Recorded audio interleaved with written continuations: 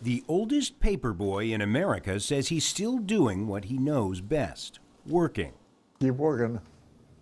I'll tell you, I was born on a farm north of Montezuma. There were 8 of us kids. Depression, we didn't know anything but work.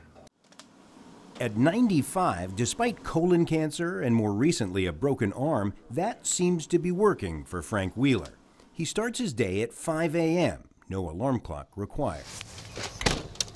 Haven't had an alarm clock in all my time.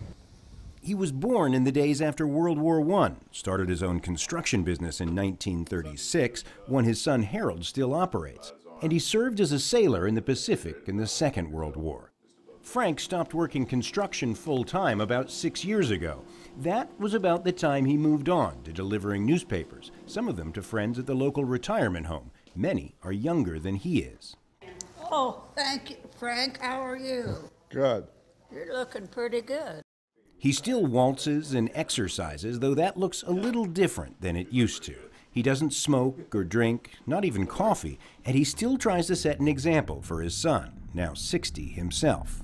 You see that in families too. If the mother or father smoke, typically as teenagers, they're going to pick up the habit. And though if someone has set a good example for you, you're probably going to follow that same example. And that's what we tried to instill in our children.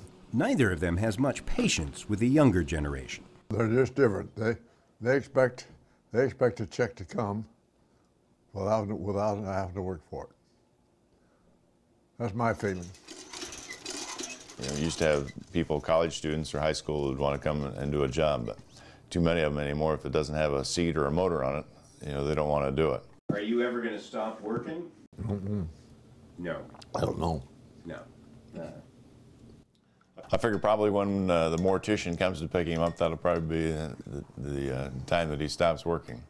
By the time the sun rises here in Montezuma, Frank Wheeler's workday is done. And with improvements in health care and diet, stories like his are more and more common. The key, he says, is to get up the next morning and to do it all over again. Hendren, Al Jazeera, Montezuma, Iowa.